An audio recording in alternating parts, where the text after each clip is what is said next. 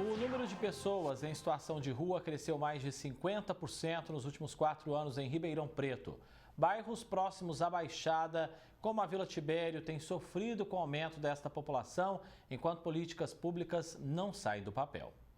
Ribeirão Preto tem 1.838 pessoas em situação de rua. Isso é o que aponta um levantamento feito pela Secretaria Municipal de Assistência Social. Os dados consideram os indivíduos que foram abordados pelas equipes pelo menos uma vez nos últimos 5 meses.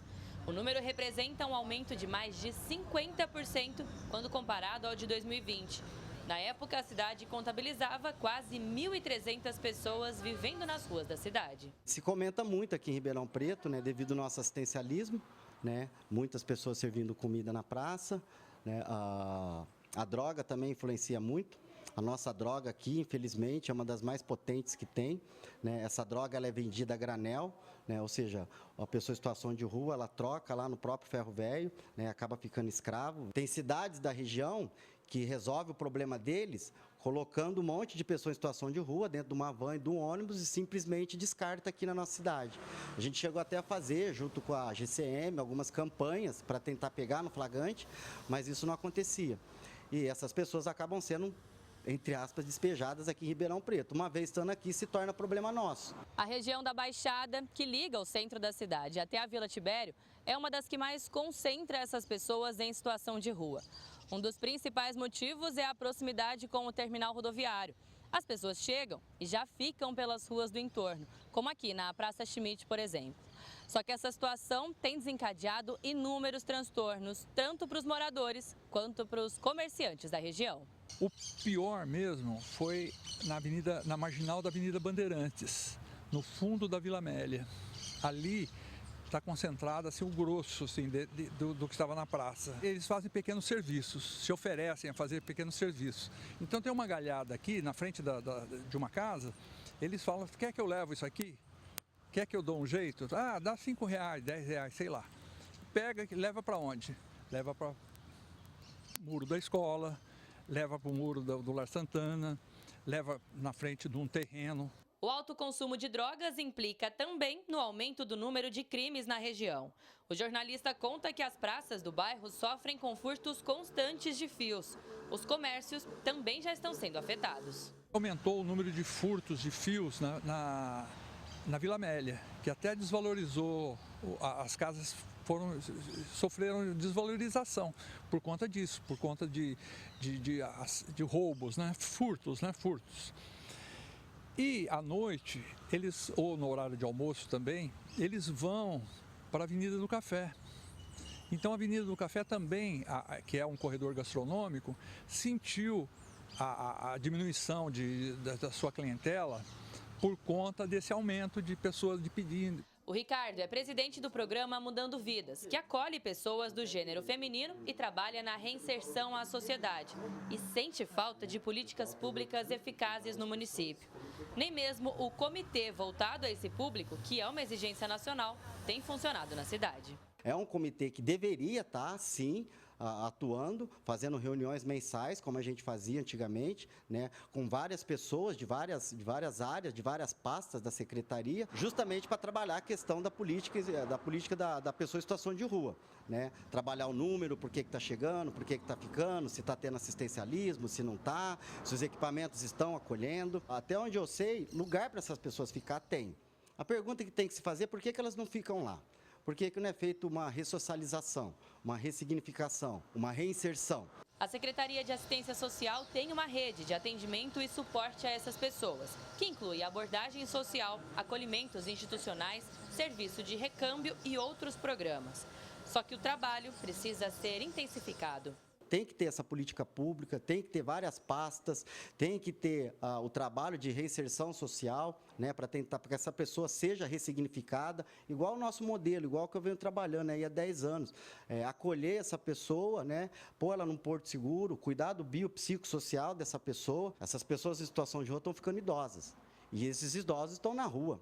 Cadê a política pública para tirar esse idoso da rua? Esses idosos, essas pessoas com problema de saúde mental, acabam caindo nesses equipamentos que é da assistência social. E a gente tem que né, fazer esse manejo, joga para a saúde joga para assistência social e fica aquela batata quente. E, na verdade, nada é resolvido. Vocês veem a situação que está hoje. Essa política deveria ter começado lá atrás. Nós estamos, assim, muito atrasados, assim, sabe? Tem que ser feito alguma coisa, porque a população ninguém consegue resolver, não é uma coisa que eu não consigo resolver, mesmo com uma associação de moradores, não consegue resolver. Então, é uma ação da prefeitura e há um desinteresse, sabe? Eu sinto, assim, que sempre foi empurrado empurrado com a barriga, né, como eles dizem, né?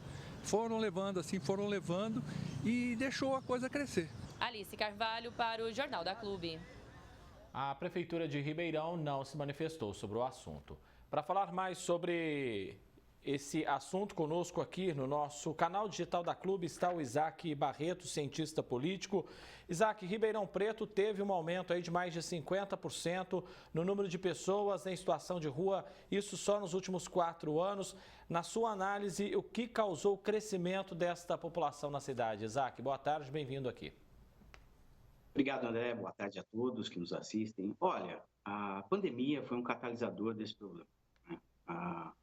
Aquela velha máxima, fique em casa, a economia a gente vê depois, se traduziu em pessoas se tornando pessoas em situação de rua.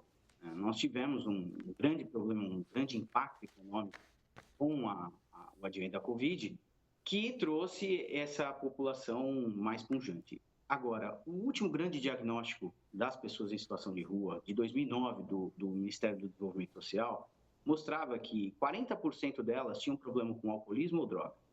30% eram problemas com conflitos familiares e 30% por questão de perda de emprego e renda. Então, essa perda de renda fez com que muitas das pessoas acabassem na situação de rua, né? Tinham os seus trabalhos informais, os seus bicos, e com o advento da pandemia, aquela pessoa que já vivia numa situação financeira e econômica muito complicada do ponto de vista de sobrevivência, acabou não tendo outra alternativa do que sair da própria casa, do próprio estabelecimento que tinha. E esse diagnóstico mostrou que os problemas também eram interrelacionados, ou seja, era às vezes um problema de alcoolismo que se transformava em conflito familiar e a pessoa acabava indo em situação de rua. Esse foi basicamente o cenário que aumentou proporcionalmente a 50%. Isaac, grande parte, né, dessas pessoas, elas têm envolvimento com álcool, também com drogas, e aí para sustentar o vício, elas acabam entrando na criminalidade. A gente está falando de um círculo vicioso que precisa ser rompido, né?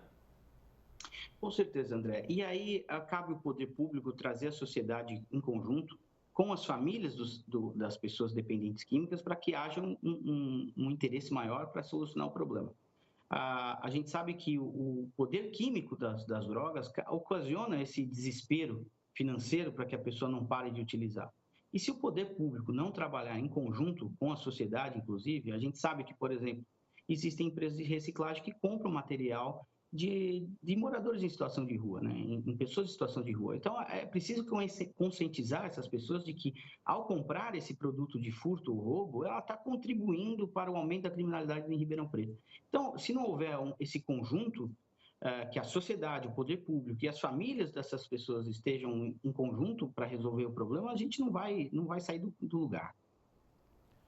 Os bairros do entorno da Baixada, onde está concentrada a maioria desta população, sofre com o aumento da violência, como é o caso da Vila Tibério, por exemplo. E é um problema que prejudica moradores, prejudica comerciantes e afasta até o interesse das pessoas em investir nessas regiões, né? Exatamente. E acaba ocasionando também a desvalorização dos imóveis, né? Tirando as pessoas comuns das ruas, né? Aumentando e agravando o problema. Ou seja, esse tipo de criminalidade que é decorrência de um problema exclusivamente do poder público. O poder público é que tem o dever de consertar esse tipo de situação com políticas públicas corretas e eficazes. Isaac Barreto, cientista político, agradeço mais uma vez a sua presença aqui no Jornal da Clube. Um grande abraço e até mais. Obrigado.